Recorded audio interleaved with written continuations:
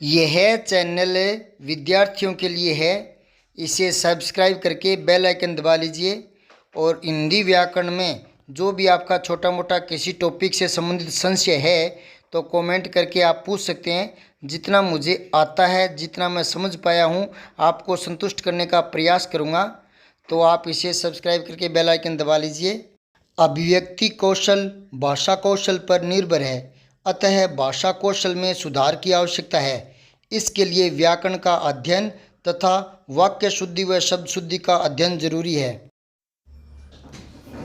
एक वस्तु की कीमत में होने वाले परिवर्तन के कारण उपभोक्ता की वास्तविक आय में परिवर्तन होने के फलस्वरूप वस्तु की मांगी गई मात्रा में होने वाले परिवर्तन को आय प्रभाव कहा जाता है। समझ में आया कुछ? ये थोड़ा सा भावाभिव्यक्ति में स्पष्ट वाक्य नहीं है, दोबारा से पढ़कर देख लीजिए।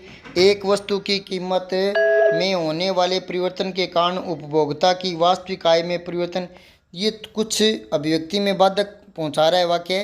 तो पूछा गया कि क्या इसको सरल रूप में लिख सकते हैं, तो मैंने इस चीज़ को समझकर सरल रूप में लिखा है।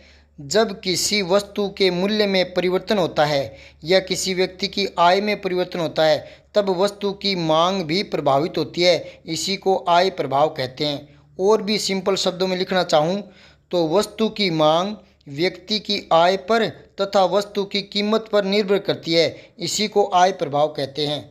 इसमें जो कुछ कहा गया है उसे एक उदाहरण से समझना चाहो तो जैसे मान लो टमाटर की कीमत बढ़ गई तो हम कितना टमाटर खरीद पाएंगे, ये इस पर निर्भर है कि हमारी आमदनी कितनी है, आय कितनी है। अगर हमारी आय ठीक ठाक है तो हम ज़्यादा खरीद पाएंगे, कम है तो कम खरीद पाएंगे। दूसरी तरफ ये देखो कि आय कम भी है लेकिन टमाटर सस्ते हो गए तो ज़्यादा खरीद पाएंगे। तो ये उदाहरण दिया था मैंने इस बात को समझने के लिए। इस प्रकार हमारी भाषा जितनी स्पष्ट होगी, भावाभिव्यक्ति जितनी सरल होगी, उसी प्रकार का प्रभाव श्रोता पर पड़ेगा। और ये इंटरव्यू आदि में बहुत ही काम की चीज़ है, इसलिए भाषा कौशल में सुधार होना ज़रूरी है। इसे फिर से पढ़िए और उसके बाद आगे वाले वाक्यों को पढ़िए तो आप पाएंगे कि आगे वाले दोनों वाक्यों में भाव में स्पष्टता है। सब्सक्राइब करके बेल आइकन ज़रूर दबाएं।